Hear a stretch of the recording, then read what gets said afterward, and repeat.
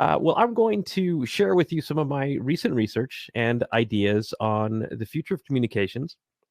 And look, as I was putting this together, I really started to think like this is a day long conversation in of itself, and there's so many different directions of which we can go because, oh man, in a democratized information economy, no matter where you are in the world, information, misinformation, disinformation, uh, it's all starting to blur.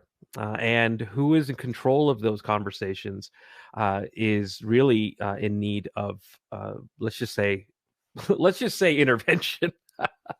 But more importantly, this means that the role that you play in communicating with your constituents, your citizens, your stakeholders is more important than ever before.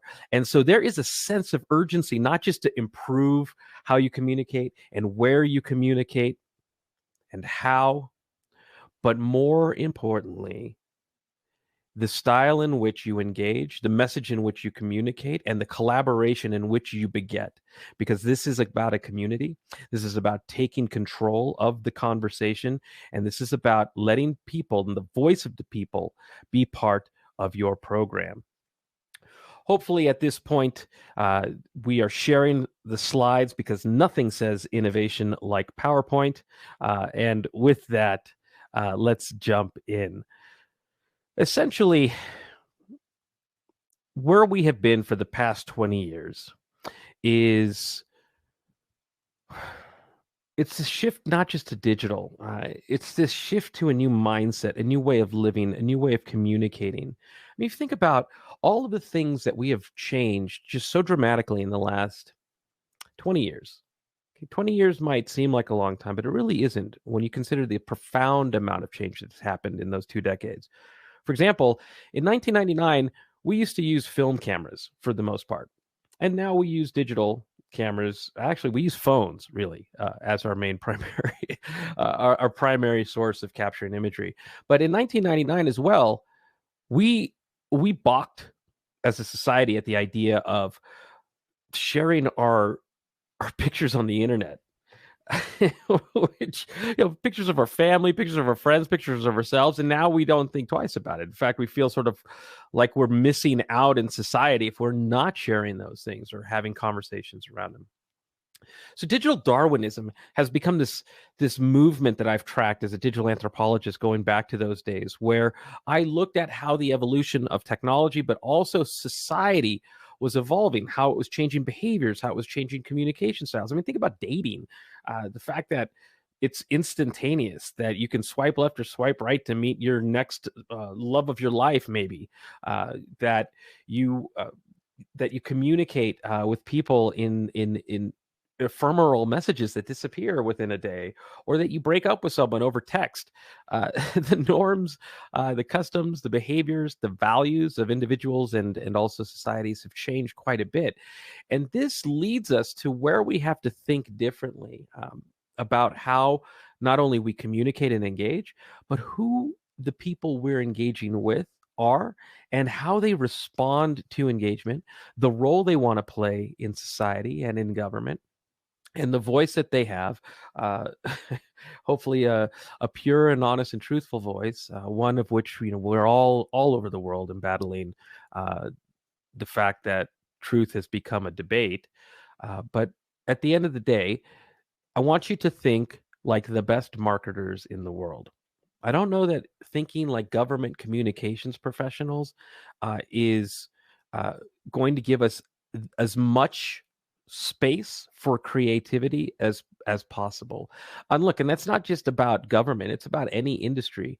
I implore anyone that I work with to think outside of their industry, to see the best in class examples or sources of inspiration to bring back into our own work, so that we're not constantly comparing ourselves to everyone else or limiting ourselves, for example, to things like regulation, that we're exploring new opportunities and then looking at ways to influence regulation and compliance, everyday practices to be more, let's just say, intuitive.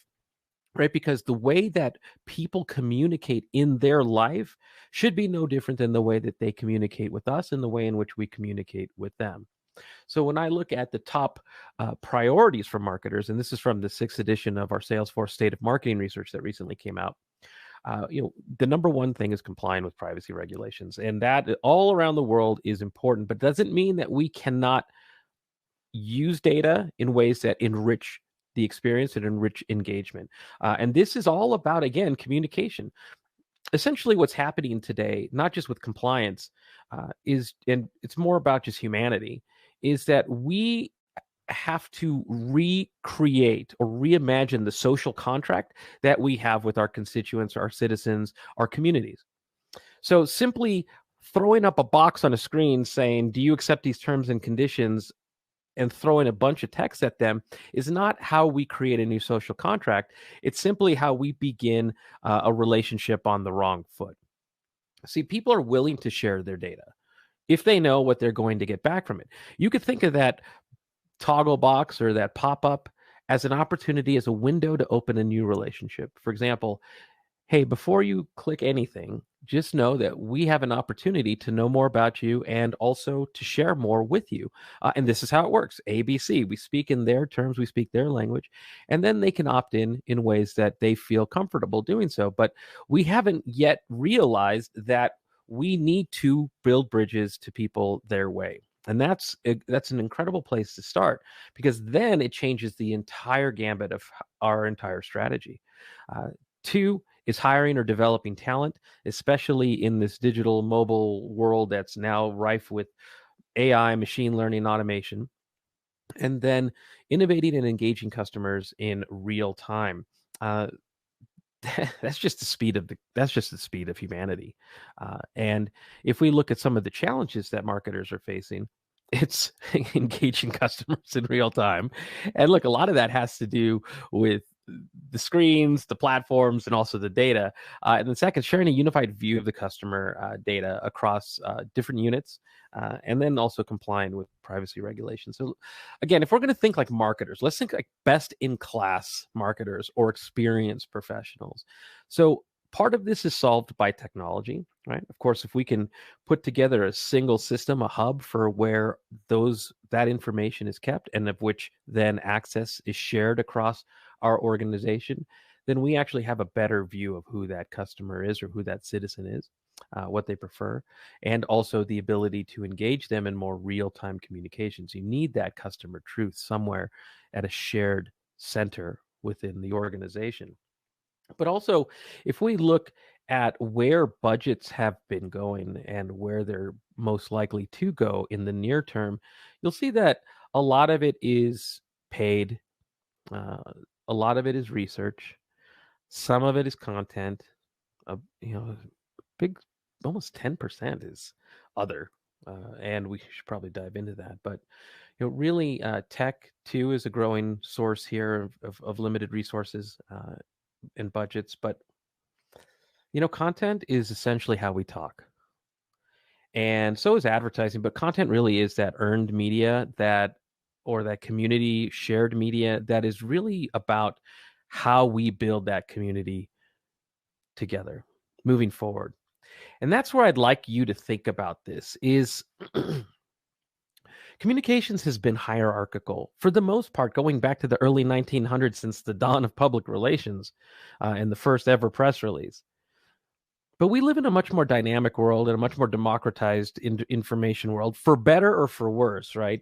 Because we can definitely see the power of what happens when irresponsible information spreads quickly. If you've watched The Social Dilemma, we see how that works. But what we have here is nothing that I want to refer to as a new normal, nor do I want to look at the future as a next normal.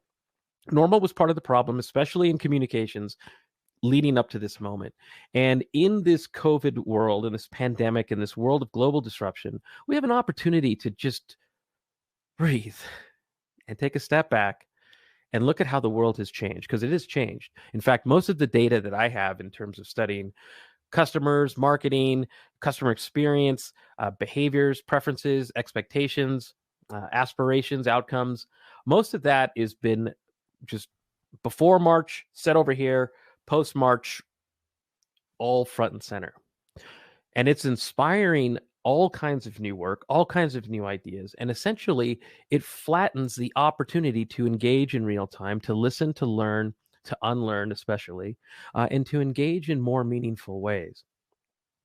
Marshall McLuhan once famously said that the medium is the message. And if you think about now a world with Twitter and Instagram and TikTok, Facebook, Parler, you have essentially platforms that are changing this.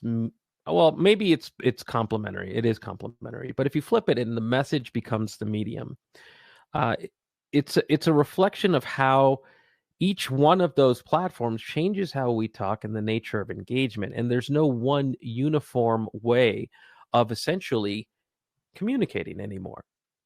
And we tend to bring that broadcast hierarchical mentality to a lot of these platforms where we systematically listen, but we don't listen to hear.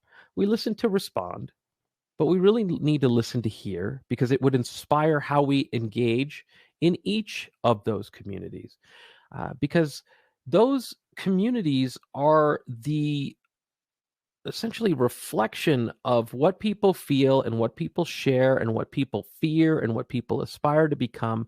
It's a community of hope. It's a community of frustration and angst and chaos, and it's all driven by expressions. And these expressions, again, for better or for worse, become the impressions of someone else, which then fuel their expressions, which then become the impressions of someone else. And so we have to participate in a very strong and organized way, but also host our own platforms for communication and engagement so that we can build a strong, unified community in our house as well, in addition to participating in their house. So I think that we need to relearn at this time who our constituents are becoming, not who they are, but who they're becoming. Because the next generation of comms is really about discovery, about looking at how people are communicating and then recognizing the gaps that we have within our own organization to actually be the people that we're trying to reach. Because that's what it's about. We have to break our paradigms, our models of how we see communications of working, our metrics for how we measured communications, and actually control, alt, delete it all. Because that's what the best in the business are doing. If we think about representatives and whether they're business outcomes, whether they're market outcomes, whether they're policy outcomes, whatever they are, we just sort of tend to operate in this one zone. Whereas people are evolving in their own way with this device every time they pick it up, every time they share a selfie, every time they do the latest challenge on TikTok, whatever it is. I got to practice that one. So they just change the dynamic of their everyday life, how they communicate, how they share, what they consume, what they don't changes. And we've been really rigid for a lot of decades. And so when we think about the citizen journey, it's rife with all of these touch points, but it's not really unified. We sort of talk to everybody as if they're a series of persona that were built upon data points, who knows when. But they're not really real time. They're not dynamic, and they're not alive. They're not truly human. And essentially, what I'm asking you to do is reimagine touch points to emphasize the word touch. I think we've said touch points so many times in our careers that we just forgot that the word touch actually means to touch someone. When you have their attention, it's a gift, especially now in an attention economy. So the way I think about it is I look at it from the customer's experience or the citizen's experience. I add an apostrophe S to it because then I can be inspired by how they live life and compare that to how I talk, right? Because what you notice or how I communicate, how I engage, I look at my strategies, my roadmaps, my metrics, because then you will see the gap that we don't actually know who our customers really are, our citizens really are, and how what they feel, what they want, what they expect, what they prefer in every stage of that journey. This is why unified, getting to the source of customer truth, the 360 view of them is so critical. This is a sidewalk in China. And I use this as a metaphor to look at the world as it's changed for the digital first person. Because if a city has to change how people navigate it Because of this, imagine, if you will, then how that plays out online. In many cases, what citizens have to contend with online is still trapped in Web 1.0, which wasn't great to begin with, which is why we had Web 2.0 revolution, then a social media revolution, then a mobile revolution. So this, if we could take sort of the traffic engineering or the civil engineering approach and then reimagine this for this world, what would it be? How would it be much more intuitive? How would it be much more engaging? How would we communicate differently? How would we invite participation differently? Because I'll tell you, the thing about digital that's just fascinating is that we have become more impatient, more demanding. I refer to us as accidental narcissists because we can get pretty much anything in real time. Hence why marketers are saying that real-time engagement is difficult. Also, if you look at just the shopping experience outside of marketing, people want real-time personalization as well. So, and that's also true for marketing, but also think about it this way. You don't compete with other government organizations. I think that's what's held us back. You compete against Apple, Google, TikTok, Tinder, Instagram. You compete against the best in the world. And the reality is that we have a long way to go to create and deliver and invite an experience that is comparable to the best in class organizations. But at the same time, we have to rethink how we talk, how we communicate, so that we can shake people out of the numbness that they have in engaging with governments. And look, the truth is many brands have the same challenge because otherwise they tune out. And nobody wants constituents or citizens or participants or community members to be tuned out. That's just the antithesis of what we're trying to do. We need to engage. We need people to feel like they're heard. We need people to feel inspired and motivated to participate. What's in it for them? Talk to me. Talk to me like you know me. Talk to me like you get me. Know my challenges. Know my frustrations. Bring me to the table. That's what this is really about. If you look at the best in the world, digital first or D2C brands that have really cropped up over the last 10 years have really done a fantastic job. If you remember that experience divide or that engagement divide that we showed earlier, they nail that. They hyper concentrate right there because they know that it's a rich vein of opportunity. So this is who we learn from. This is who we let inspire us, because these are those that are using data. They're reimagining touch points for digital first engagement, and they are building communities around these brands. These are why they're also some of the most beloved brands in the industry, not just in the D2C world. So we live in this novel economy now, as I refer to it, not the new normal, not the next normal, where novel means new and unusual, just like the novel coronavirus. It's not anything of which we have a playbook for. We didn't know how to respond. We had to learn as we went. We're still learning. So that's also true for our communications playbook. We need a new one, and we can develop it right now. And where we start is we look at our constituents. I call it Generation N. It's the same is true for customers for novel. And it essentially shows how a digital-first customer is now navigating this world much more digitally. For those in Australia and New Zealand, you're navigating it much better than the United States and Europe, let's just say. But I think we all did learn to become more and more digital in this time together. And it was long enough to change and to stick, to make those behaviors automatic. But it also lasted, or it also delivered sort of a lasting emotional bookmark that we'll always reference for these times. It's a somatic marker that, even though we're seeing really wonderful signs around the world of us moving to the next chapter, we've had two major announcements in vaccine breakthroughs. We still are going to continue to drive this digital first behavior for the long term. As you can see here, this is McKinsey US data, but it's true all around the world that e-commerce experienced probably about 10 years of growth in about 3 months. And that's only expected to continue to spike. So now we've got to reimagine the future for this whole new world. There's nothing to say that you can't write the future playbook right now. In fact, we need you to. I believe that everything starts with what I call data-driven empathy. Empathy is a word that we hear a lot in marketing right now. And the same would be true for communications. It essentially says that I am in your shoes, I am with you, I see and feel the world as you do, and then I reverse engineer that to change how I talk, what I do, where I do it, so that we can move forward together. That means that we're in alignment with our goals and what we want to do, or that I can at least see where you're going so that I can try to build bridges to you. And that's data. And we need better data. In fact, in the customer realm, this is our recent research from the State of the Connected Customer.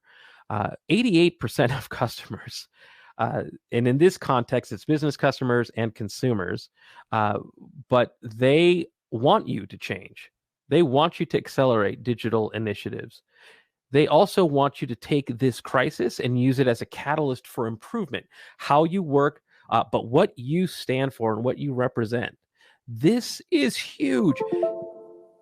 Talk about shareholder engagement. So, really, what I need you to think about is when your citizen and your constituents are telling you to have and engage in new ways of communicating with them, because that's what they're telling you. 70% want new channels. They want more. 54 want more engagement methods.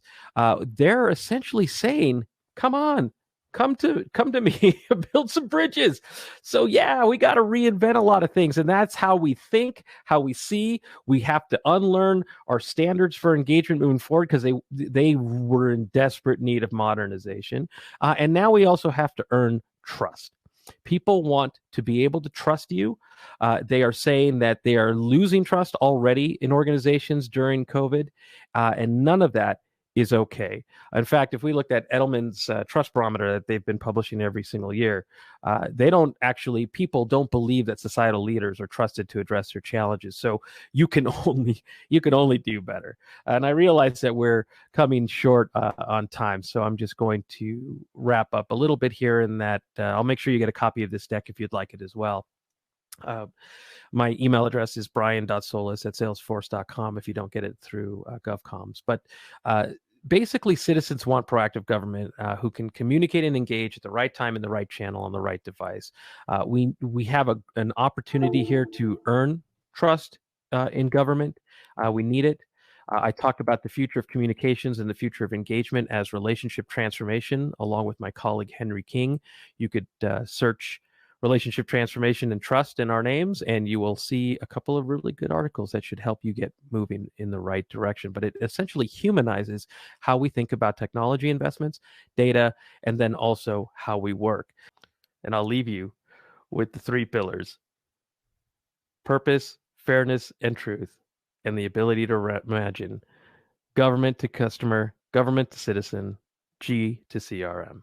Thank you very much.